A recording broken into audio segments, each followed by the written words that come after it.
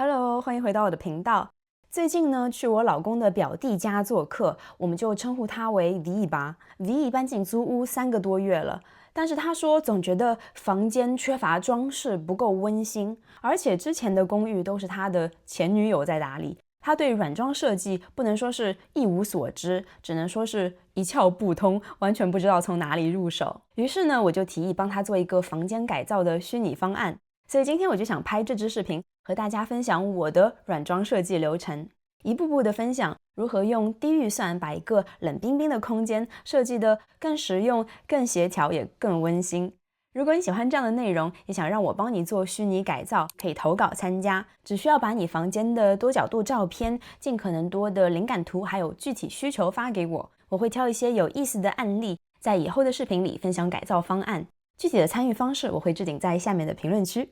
很多人在做空间改造的时候，第一反应就是上网找家具，结果不是被大量的信息搞得选择困难，就是买回来才发现和家里的风格格格不入。所以我们在改造开始之前，第一步应该是评估空间，首先确认功能分区。比如在 V 的公寓里，这是一个开放空间，在这个区域进出家门、换鞋、换外套，在这里做饭、用餐、办公。他还会经常邀请3、5好友来家里聚会，所以需要足够的用餐和会客空间。还有一个新的功能就是 V 计划养一只小猫，所以客厅也要满足和猫咪互动的需求。然后就是诊断一下目前有哪些问题。首先没有明确的玄关区，只有一个开放式鞋架，手里的东西没地方放，只能堆在旁边的微波炉上面。厨房里呢缺少备菜区，现在微波炉和咖啡机就占据了操作台的一大半。另外他刚换了新的电视机，这样原来的电视柜就太小了，不协调。最后呢就是看改造有什么限制条件，比如这里几个大件的家具，包括深灰色的沙发、边柜还有厨房里的橱柜都需要保留。另外因为是租屋，所以不能刷漆，还要尽量少打钉。还有很重要的一点，就是因为要添置的物品比较多，所以需要控制预算，尤其是在大件的家具上面。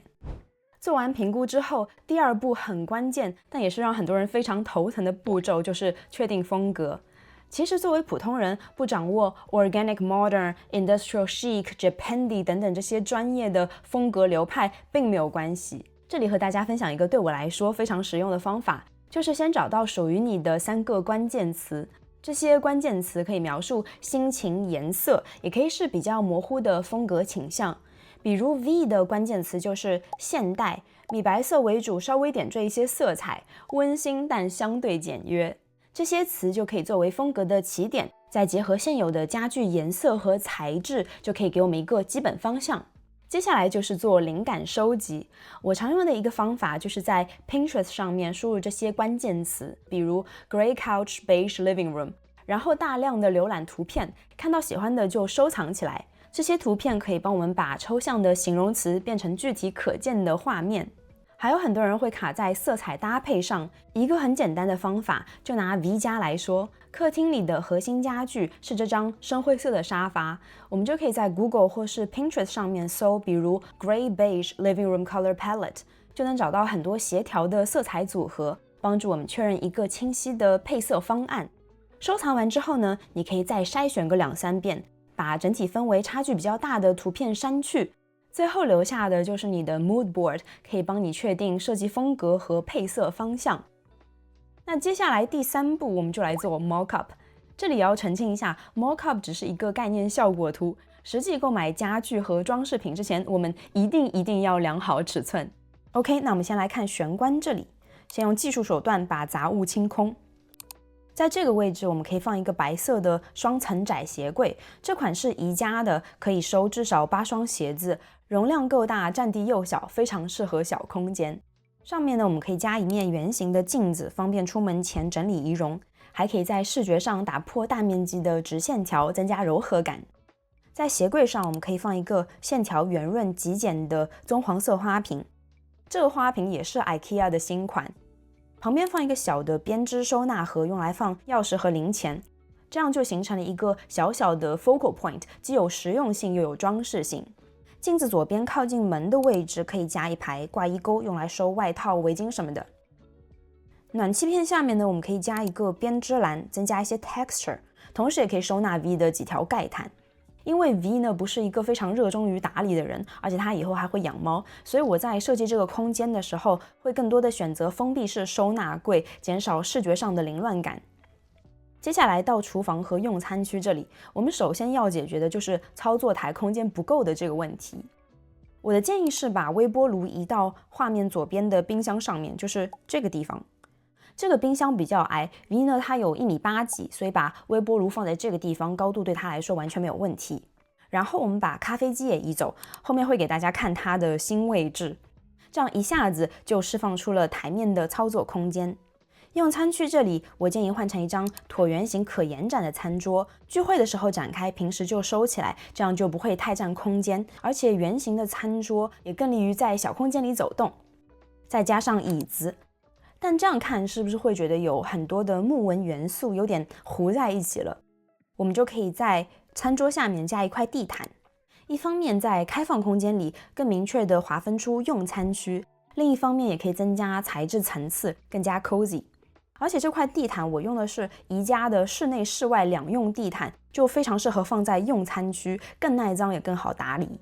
餐桌上我们可以放一个棕色粗条纹的高脚盘，做一点颜色上的点缀。最后在橱柜上面这里也可以加一小盆仿真绿植，既可以填补视觉空白，也可以和鞋柜上的植物做呼应。我用 ChatGPT Plus 做了一个3D 渲染图，有一些细节上会有偏差，但是作为效果参考就已经足够了。接下来我们来看电视区，首先就是换上一个更大的电视柜，让比例协调。左右两边可以放一些简单的装饰物，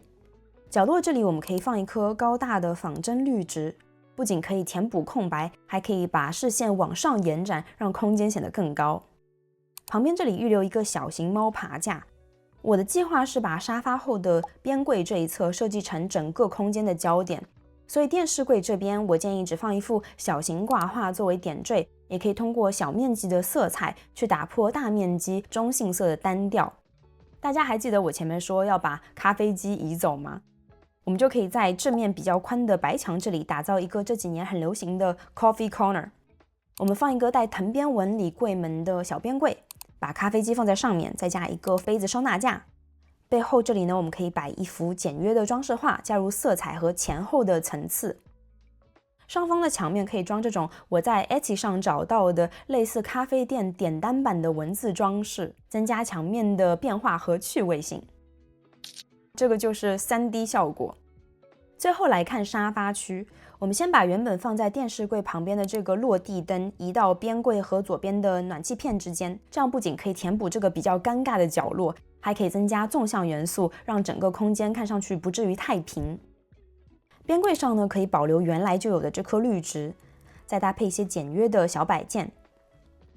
边柜上方就是我们前面说的整个客厅的 focal point， 我们可以在这里做一个 gallery wall。我和 V 沟通下来呢，发现它更倾向于不对称的布局，会显得更随性、更有现代感。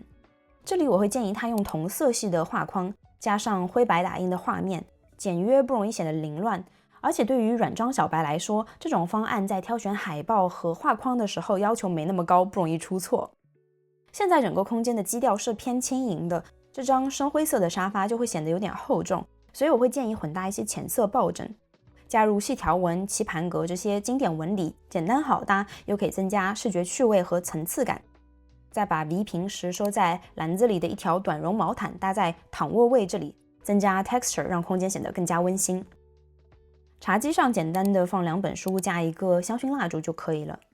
如果你想在空间里加入颜色，但又不知道怎么做，就可以从小件的装饰品入手，比如通过杂志封面、蜡烛容器、花瓶来加入色彩，投入成本低，替换起来也更加灵活。接下来一个重要的小动作就是把地毯往沙发方向推进一点，让沙发的前脚踩在地毯上，这样一来沙发和茶几可以更好的组合起来，形成会客区。最后呢，我们可以考虑加上米色或者米灰色的窗帘，让空间更温馨。不过这里已经有一个很大的电动遮光帘盒子，如果想要装窗帘的话，很有可能需要在天花板上打孔，所以这是一个可选项。那到这里客厅的调整就差不多了。我们现在来看一下各个空间的前后对比。